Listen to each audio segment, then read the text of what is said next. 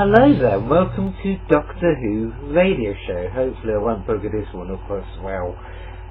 This is, of course, about Night of the Doctor. That's the way it goes in 9, and these lovely gents with me are...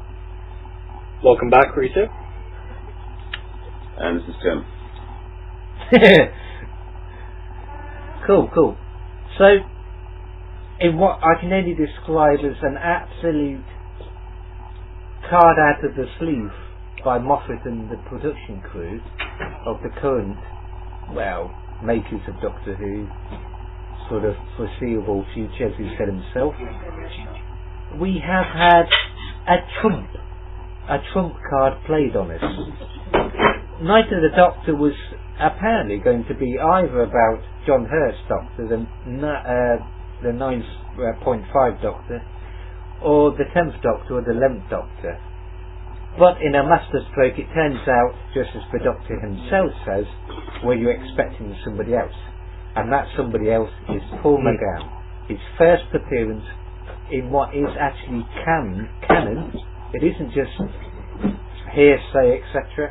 This is official part of the TV series of his 8th persona for the first time in 16-17 years. And we get to see him yet again, more further in his lifespan as this Doctor, and also finally an answer to how he changes from his 8th incarnation into John Hurt and then eventually Christopher Eccleston. So, gentlemen, what did you think of this fine slice of Who?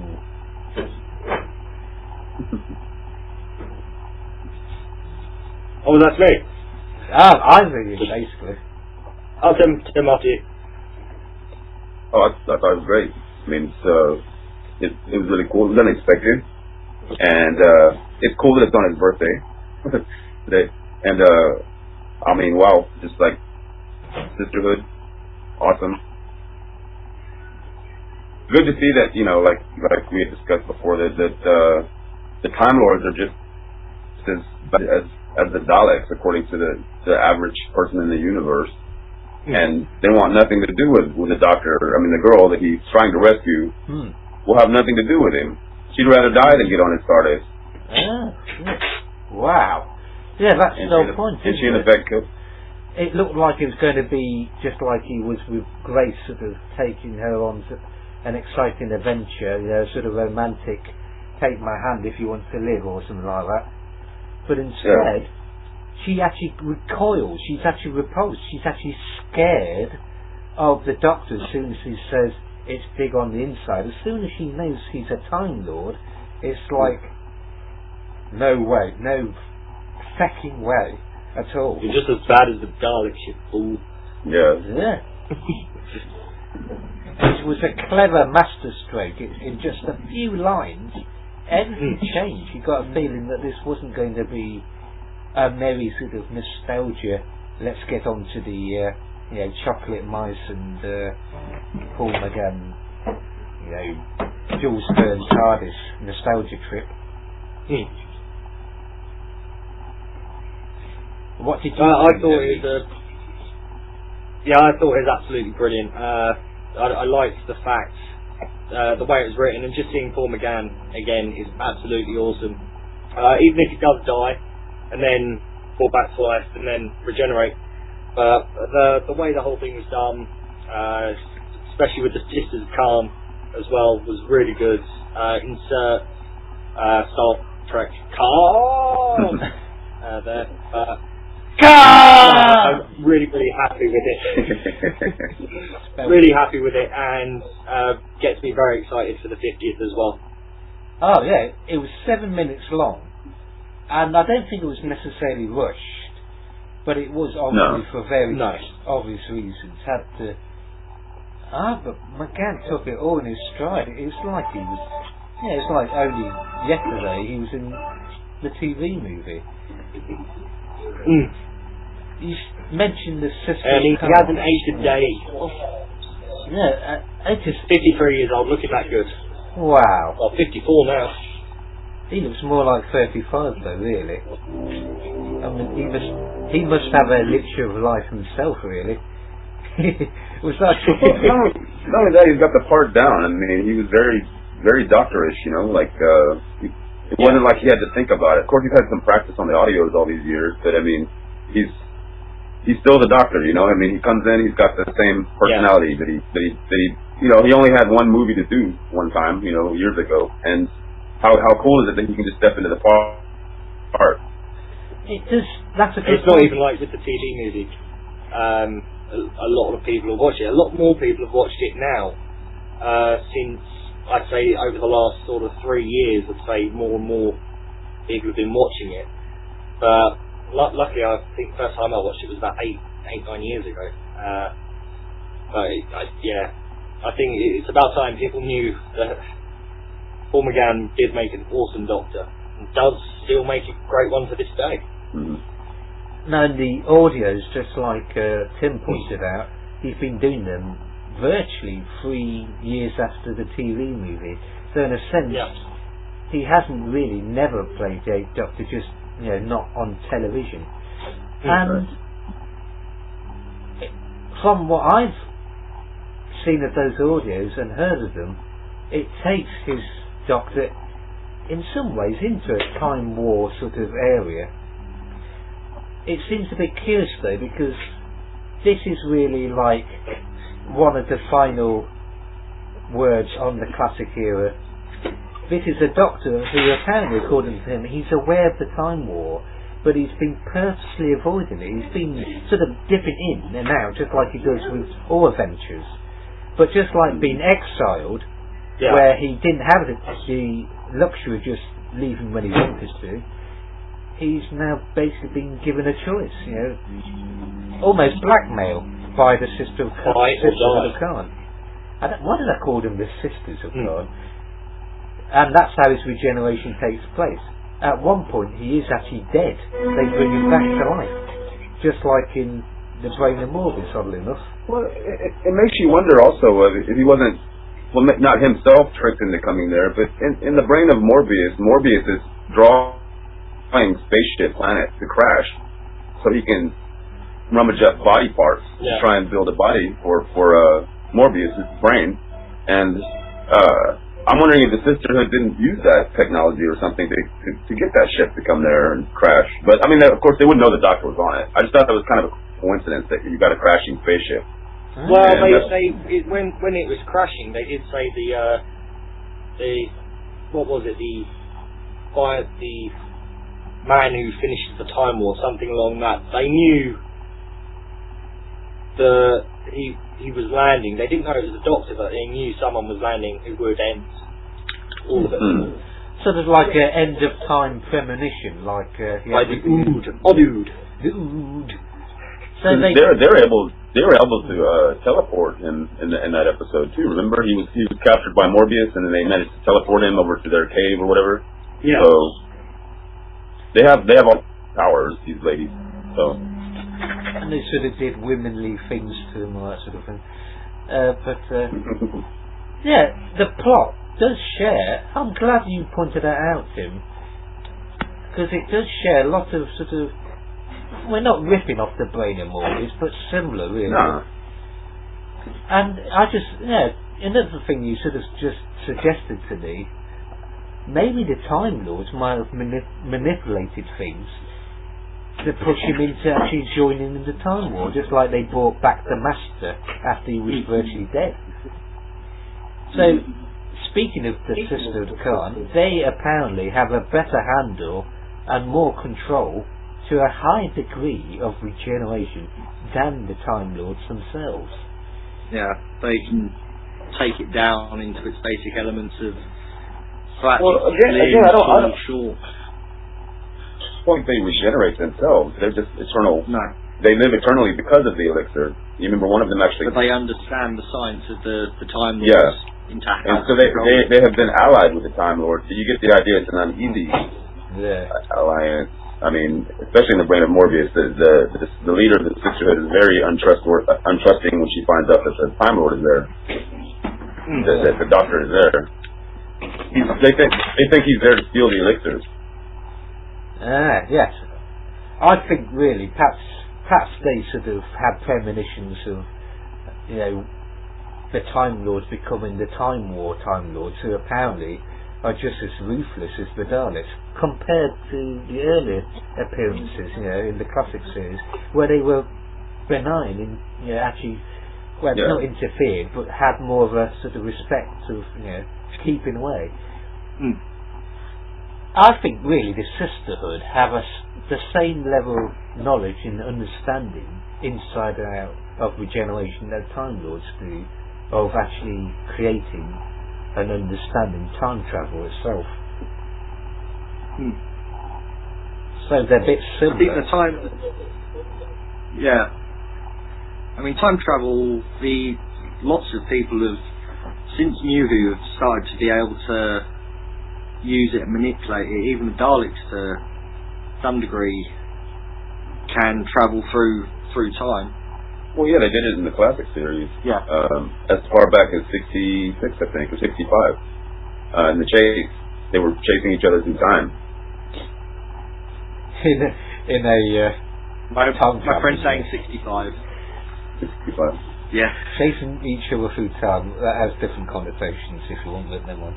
That's just my mind. I just think it's brilliant that, of course, yes, you have an 8th Doctor who is essentially fitting the role that the 7th Doctor had in the TV movie, looking older later on near the end of his regeneration, and more sort of mature, toned down, like the 4th Doctor costume. And then you see him regenerate into a younger John Hurt. Yeah, so in a way John Hurt's doing the same as well, with being younger and then getting to his regeneration when he's older. Only the other way round, basically. Which explains Moffat's he's been knocking around a bit sort of line. Just to admit, 40 years for a regeneration is blooming good. But that's the thing. The longest surviving Doctor. You don't really ever get any inclination of how long each of the regenerations have lasted. Well, Matt Smith is what, like, well over 200 years. Yeah. And the Impossible Astronaut and that. But in Time Lord years it might be different than human years, you know. On the other hand, David Tennant's is pretty short, I think, because most of his stories are connected. He doesn't have a lot of free time. It's just between the Waters of Mars and End of Time that's the gap. But even then, he had been warned already that he was going to come to his end. So I would say probably more like in between the Christmas special, which was the next Doctor, and then the Planet of the Dead. There's a big gap there. It could be.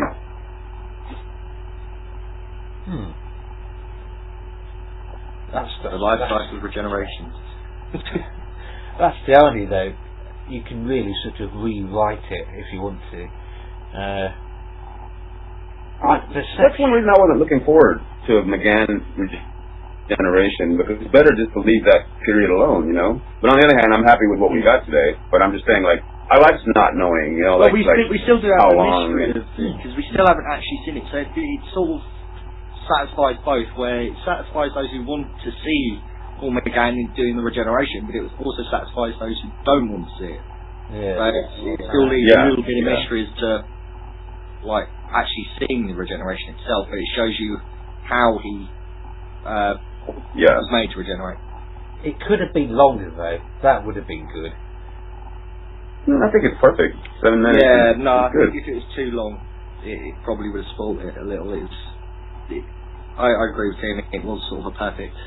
It doesn't even feel like 7 minutes. It feels much quicker, actually, because it's just all go, which is good. I did have the thought that this could have been broadcast a few days before the 50th story, like a prelude type. Well, it was originally for the 16th, wasn't it? The Saturday on the red button. What do you mean?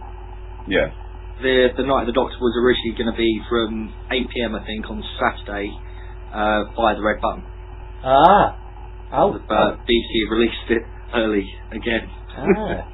They've really got to sort out the South American side. Blimey. Is it still available on Red Button? And this isn't a plug, by the way. I would presume it would still be available on the Red Button as well, yeah. That's the Red Button? not the yellow button. Press that, Not the red, and you would all the blue wipe one. yourself from time itself. So you're saying it was leaked? I think it might have been, and then BBC just released it to save it from like what happened last time. But I think they just a went, lot of leaks to BBC, don't they? They don't. If you think about it, over the last year we really haven't had much. But as it's getting closer, I'm starting to think it's not so much they're being leaked, but they're being deliberately released earlier than said to get the fans more excited and actually searching and go, oh God, like this is happening or whatever. That's what a leak is. I think it might be a clever early, marketing isn't by it? the BBC. They're using leaks as a sort of good cover to release it earlier in a way that Yeah. nobody expected. Yeah. Or perhaps they're just confused, I don't know. Perhaps they've leaked it upon themselves so they don't know. Oh, it's the master. You will obey me. Or something, yeah. I am universally known as the master. You will leak the 50th anniversary online. That's just the head of BBC sitting there going, good, Moffat.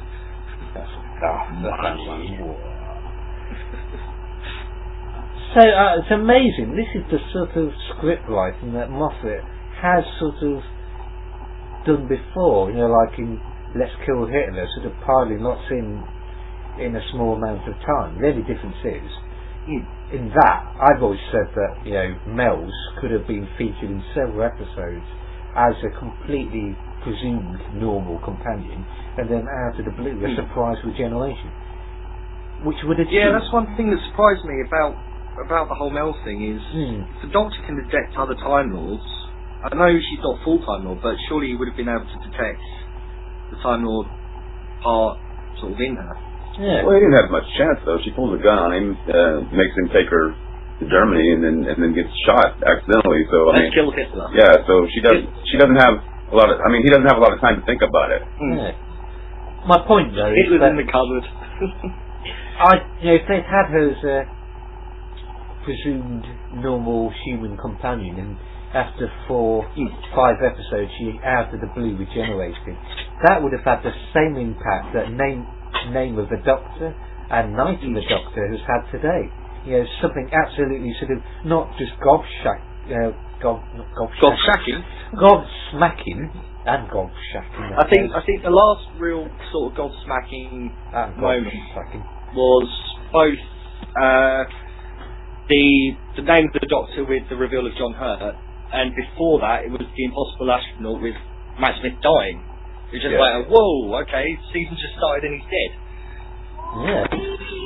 Sorry, I'll get out of the way of music. Copyright. It's rather curious that they're borrowing from Brain of Morbius, I think, both of you, because the reveal to John Hurt Doctor is basically something that, you know, that famous mind battle did, sort of really upsetting fans and adding a totally new element of mystery in it, just like the Hand of Omega, you know, in Remembrance of the Daleks, that sort of thing. You know, where they take, yeah, in the 80s it became sort of a little bit too unmysterious, and they added new elements. So they added a more uncertainty to who the Doctor really is. You know, so once again, you could argue he's gone back to being Doctor Who. Yeah. Also, Doctor what number? Yeah, not just. Well, we know what numbers the Doctors are, but what about the regenerations now? That's presuming. Because John Hurt is an official incarnation of not the Doctor, but he is. Yeah. But that's they've only numbered it. Yeah, 1 he's definitely not Omega and stuff, which has been some of the rumours going around, like with the Elite sort of episode synopsis, apparently. That's now completely defunct. John Hurt is not Omega. Yeah. Omega, or... So many ways to pronounce it, so little time. Yeah. Omega. Makes him sound like scrambled egg. And it is not Adric coming back either. It would have been interesting if he was Susan. The interesting thing is, though, since you first saw John Hurt as he is now, I'm going to say mature, not elderly or old farts or anything. He's an old warrior. He's an old warrior, and you see him young as the newly regenerated Doctor. Finally, we do actually get to see, you know, in just a few months, not just a few years, the beginning of a Doctor, and then their sort of more refined, fine wine type, age. I think that John Hurt, where we see him now, is past the point that David Tennant said in The End of Time, where he was like, he manipulated people and he got clever, he got people to kill other people and stuff. I think this is the John Hurt now. Yeah, Tennant was talking about that he became. This is the guy that would do all the things the Doctor wouldn't do. Yeah. He was pushed to his limit. He realised that the old tricks he used before in this Time War wouldn't cut it. What does John Hurt? Sorry. What happens that makes John Hurt take back the name of the Doctor? Does he take You it just back? own the name. What would make you go back to that name? I still want to know what he's doing with Rose. I mean, up until today, we kind of assumed that this was the meta-crisis Doctor, and he was, much older and shorter. Yeah. But now that's out the window. So. Gotcha. No meta-crisis Doctor. Well, it's rather curious because Curious and curious. she's like the devil and the angel on his shoulder. The moment. I think it's Bad Wolf Rose, maybe, who accompanies the Hurt Doctor throughout the Time War, to maybe act like his TARDIS. But how would that be possible? Where he wants to go, but where he needs to go. It could be a case that she's integral to the cause of what sparked off the Time War. Yeah. Or the end. She could be like she said before, the bringer of the end. Which maybe she brings the moment to the Doctor. But as everybody knows, the ending of something is also the beginning, and the beginning is the ending. And time can be. I think the beginning was hinted towards at the end of the classic series with I've forgotten the episode name. What was the last Dalek story from the classic series? Remembrance, I think. Yeah. Yeah, Remembrance of the Daleks. Yeah. That sort of hinted towards the starting of the war. You got Genesis of the Daleks as well, I think that might have been the start. Whenever he was going to, he set them back quite a bit. 1,000 years, but not that much. He was originally meant to wipe them out completely. Yeah. Which would have meant there would be no Time War, unless, of course, it just simply meant a different species were fighting with the Time Lords. I say bring back the old Carleds. Yeah, the Carleds. Yeah. We're all Carleds, really. And then the moment could be just like the Enlightenment choice, which the Doctor points out in Enlightenment isn't the crystal necessarily and its beauty, but actually the choice and the decision that you make. And John Hurt must have had a decision in his persona. Does he kill off the Time Lords and Daleks, or is there another way? Yeah. Very much sort of goes back to the line that John Hurt says, great men are forged in fire, and it is the privilege of lesser men to light the flame. It's a beautiful line. There are some really beautiful lines coming through Doctor Who at the moment, like Paul McGann's last word sentence. I've forgotten it. I'm dying, help me, or something like that. Oh God, why does it hurt? 17 years and I get 7 minutes. Bloody hell, Moffat, you cheapskate. It was very poetic, though. Well, very he beautiful. mentioned Charlie Pollard and several other companions. So those big Finnish stories technically are now canon as well. So the BBC might have shot themselves in the foot, really. Not really. I mean, I've always said that with Doctor Who, there's really no such thing as canon because it's all over the place. There's always been, plot holes or things that contradict things from the past. So, I mean, you don't have one continuous narrative. So you can squeeze other things in, like the novels and the audios. And as long as the story is good, who's to say, oh, that's not canon, it doesn't count? You know, I mean, I don't like that argument. If you like a story, then it's Doctor Who. Continuity, I think, could be explained. The differences in continuity. You've got a time war going on where both sides, or perhaps even several, are changing history again and again. So you could argue that the reason why this is different from this episode and what it's stated is because, you know, time was altered by a faction that wanted to. Yeah. In other words, you can always throw an explanation in there why something is different or something contradicts something that was said before, you know, or done before. So that's why I don't like to get into those arguments about what's canon and what's not canon, because it is what it is. It's Doctor Who. So I mean, if you're trying to tell somebody, hey, that was a great audio story, and they're telling you, well, that's not canon. I mean, what does that mean? Are you saying it doesn't count? Of course it counts. It's a good story. I gotta get up again. Good point. Any sort of minus points about this? Would you say, Reese? Any things that could have been better or, you know, improved, so to speak? No, I did like the minisode. I think it's the perfect length, and it was just beautiful to watch. Amazingly filmed, short to the point, but with lots of detail in there, which is more than I could have asked for. It's definitely got me excited for the 50th, and it's sorry, and it's I'm speechless still from it. I think maybe I'll watch 100 times. I think it could be one of a few surprises in the 50th. We've got the sort of there will be some surprises in there for sure. Because McGann, how they managed to keep that quiet for so long.